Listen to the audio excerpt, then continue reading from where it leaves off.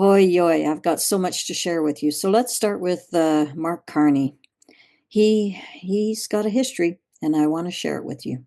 Okay, so did you know that Mark Carney belongs to the Blavatnik School of Government? I had never heard of this school. Have you? Okay, so it is a University Oxford association, and it's a school that began when Len Blavatnik uh, donated 75 million pounds. God, what is that in Canadian? And the University of Oxford also included 26 million pounds. And so they started up this school, this public school. And I thought, huh, why is he part of this school? So I looked at the different members, right? It's the Blavatnik School of Government and the University of Oxford. They work in conjunction with one another. Who is in this school? Well, look at that. We've got the chairman and director of HT Media. We've got the Central Bank of Brazil. We have Mark Carney, who's supposedly going to be our next prime minister, appointed, and I'm going to get to that. We have OpenAI and a few others. Be interesting to look up each and every one of these names. I bet you any money they have a lot of ties to the WEF. So I started looking to see does the Blavatnik School of Government have anything to do with the WEF? Well, the first thing I found was the UK Prime Minister, Rishi Sunak, is also becoming a member of this school. Imagine that. So they're all in cahoots with one another. So if Mark Carney gets in as our prime minister, he's in cahoots with Rishi. Okay, so I looked up to see if the Blavatnik had anything to do with WEF. It actually was totally wiped clean on Google, but on their own site, look at this, Blavatnik School was well represented at the Global Future Meetings with the WEF, World Economic Forum's annual meeting on global future councils, right? This is where they plan all their dirty deeds. This is where COVID and the lockdown and all of, lockstep 210, lockstep 230 is all being planned. It's all here. And who is this Blavatnik School of Government? Well, they're well represented, aren't they? And Mark Carney is a big part of it. So I had posted about Mark Carney and his association with Epstein and Ghislaine Maxwell. And of course, my Facebook post has been blacked out saying fake news. And I thought that's interesting given Trudeau goes down, Zuckerberg goes down, the leaders of Google and all the social media, they go down and they meet with Donald Trump. And now the narrative is that, oh, Mark Carney is actually a really good guy. He's not who you think he is. He's not associated with Ghislaine. He's not associated with Klaus Schwab or the WEF or Jeffrey Epstein. He doesn't have those associations. No, no, no. These pictures are all fake. Well, are they really? If this guy is involved with this Blavatnik school, which is also tied to the WEF, World Economic Forum, it would make sense that they are friends and that they are planning something together. It also would make sense that these guys would be knowing each other as well because it's all the same network, right? Okay. So I was starting to think, I found some pictures of Mark Carney with Ghislaine, and there was a woman beside them, and I thought, is that his wife? Yes. So this is England's new Princess Diana. Diana Carney is Mark Carney's wife. And did you know that Mark Carney was not only the president, the governor, I should say, of the Bank of Canada, but also the Bank of England? And here we have Rishi, who is the Prime Minister of England, is now coming into the same association as Mark Carney. And yeah, it gets even better. So this is the coup, right? This is the coup. Well, actually, before we get there, I want to show you this. This was put out by someone, and I don't know them, so I don't want to promote them. But I found the pictures, and I thought, yeah, here we have Mark Carney, and there's Diana, his wife. And who's this? Ghislaine Maxwell. Don't know who this guy is. I would imagine partner Ghislaine. But this is Ghislaine again, back of her head, and Diana, Princess Diana, and Mark Carney. Do they look like they don't know each other at all? No, they look like they're extremely close with one another. These two certainly do. So this is the guy the Liberals want to bring in as their new leader. So this is something that I found and I thought was brilliant. Marina Vizana, I don't know Marina, but my gosh, you are bright. So she said, let's break this down. I'm going to read this to you. Okay. Because what's happening in Canada right now is beyond comprehension. I think it's a coup, personally. I think this is a political takeover, and they are trying to take over Canada, drain it financially, give it to the United States, and take off with trillions of dollars. This is what I believe, and make it a communist country in the meantime. Maybe cause a couple of wars, because this is what they do, right? It's all part of, oh, do I really want to go there? Yeah. Well, if you watched my videos, you know what it's all about. Anyways, Mark Carney, yes, the globalist banker who's never been elected to any public office, is about to be appointed as the next Prime Minister of Canada. Not elected, not chosen by Canadians, just handed the keys to the country by the Liberal Party in complete chaos.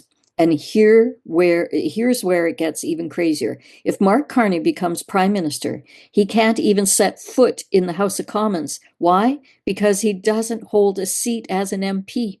He won't be able to go into the House of Commons. What the heck?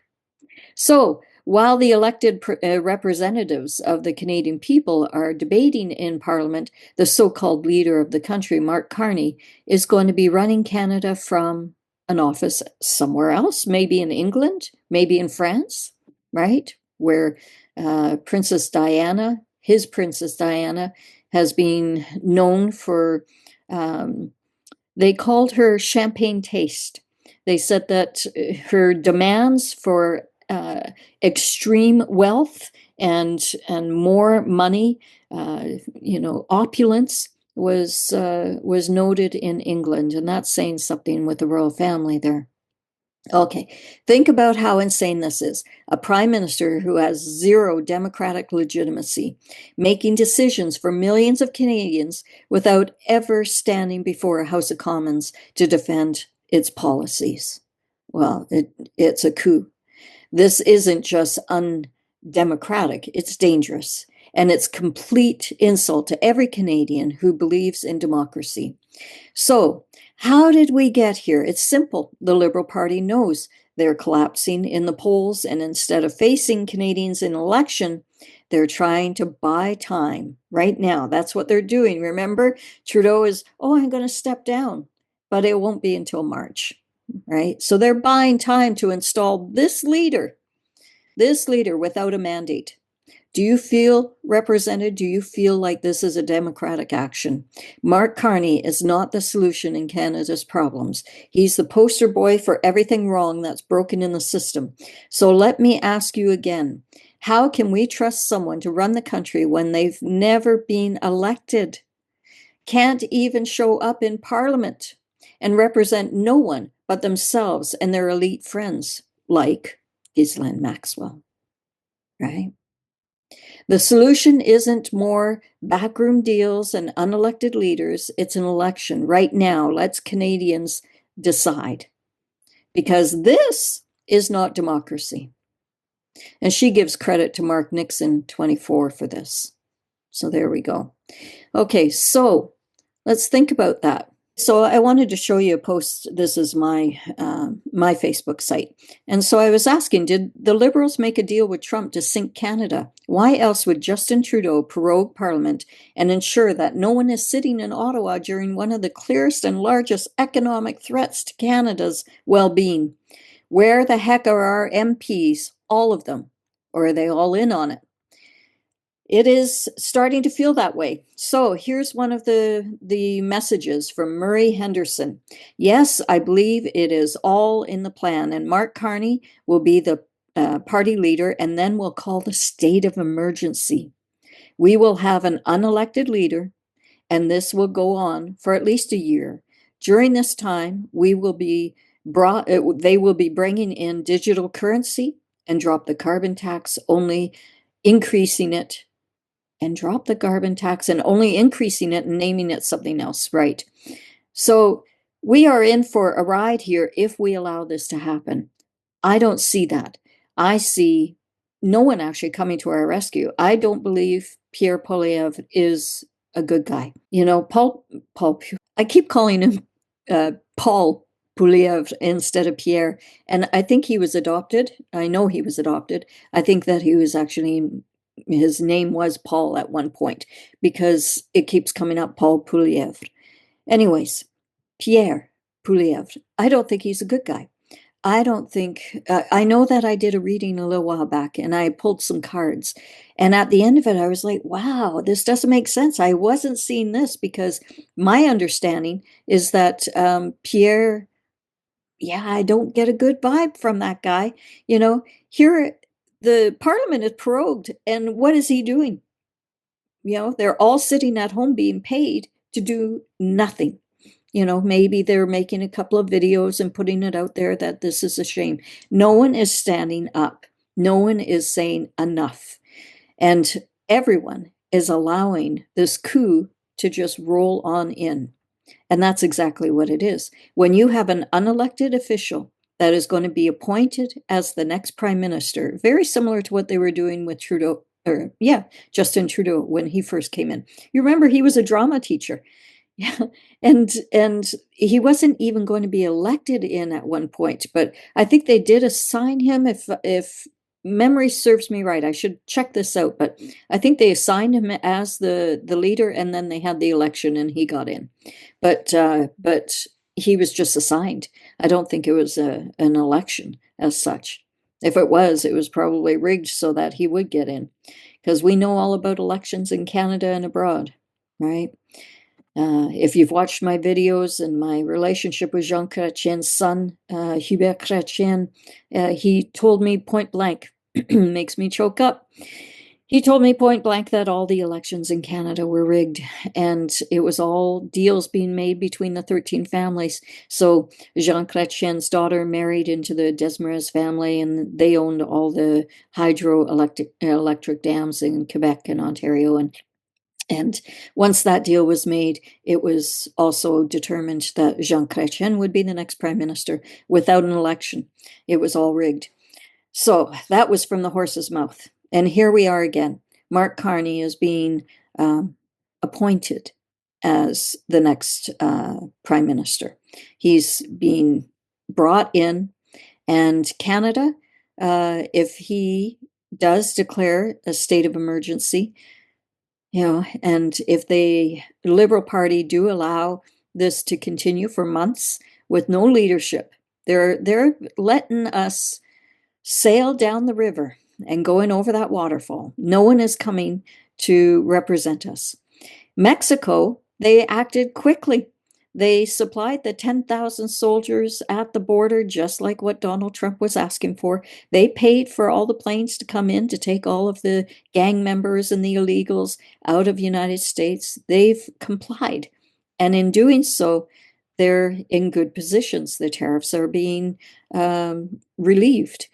But in Canada, we've had no representation other than, oh my God, Freeland standing up, and her grandfather was a SS officer. He was intelligence, I believe, with the Nazi Party. As they say, apple doesn't fall far from the tree. So here we have Freeland standing up and talking tough. We have Ford standing up and talking tough, you know, that they're all going to fight back. And now Trudeau stands up and says, you're going to, you know, tax us or tariff us. We're going to tariff you. As if. Do you know that the electricity, the power that goes to Eastern Canada goes through United States? We have no power in negotiations with that. All they're asking is to toughen up the border and to comply. And that's all we have to do. But Trudeau and the Liberal Party are making this into a big thing. They're vacant.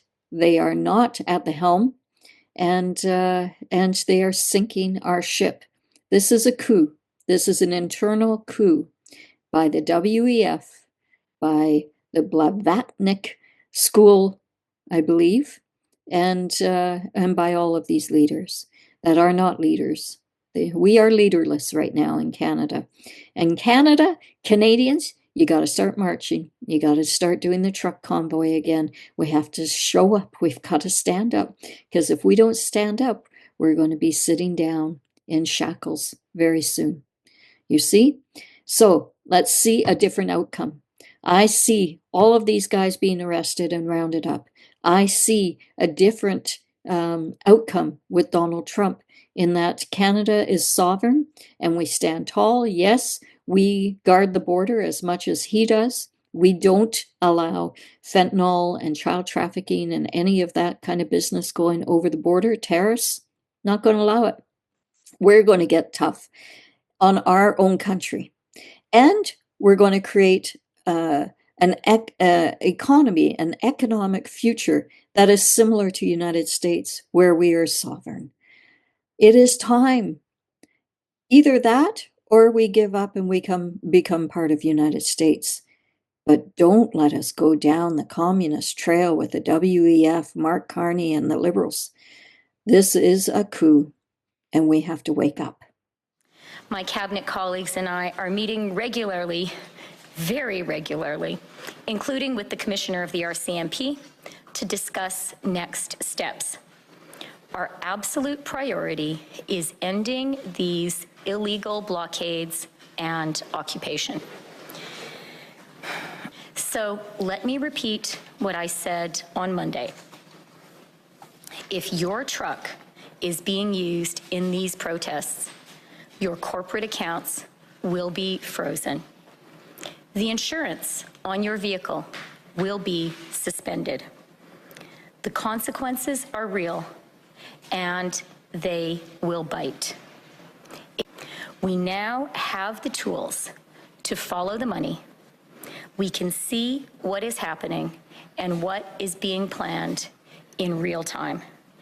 The use of the financial tools is actually going to increase in the coming days. Okay, so my follow-up is in two parts then. So you're confirming that accounts have been frozen, both personal and corporate, but you're not releasing the information. And the actual follow-up is, I'm just wondering whether the bank accounts will be targeted of individuals who donated to the Give, Send, Go and the GoFundMe campaigns. Are they considered designated people under the Emergencies Act, meaning that their credit cards could be cut and financial services are targeting them as well? Okay, so the names of both individuals and entities, as well as crypto wallets, have been shared by the RCMP with financial institutions, and accounts have been frozen, and more accounts will be frozen. Crowdfunding platforms and payment service providers have started the registration process with FinTrack. In terms of the specifics on whose accounts are being frozen, you now have the regulations. The financial service providers have those regulations as well, and they, working with law enforcement, will be making the operational decisions. But I do want to say really clearly to Canadians, we have now outlined with great clarity that these blockades and occupations are illegal.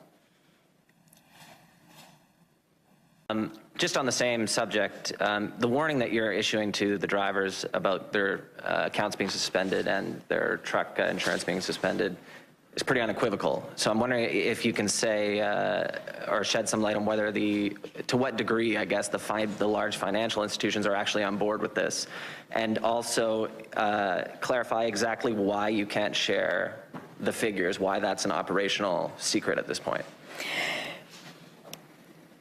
The Emergencies Act has compelled financial service providers to take these actions, and we have provided them with immunity for actions undertaken in good faith under these measures. And I do particularly want people who are participating in illegal blockades and in illegal occupation to know these measures are real. They are being used. They will have an impact.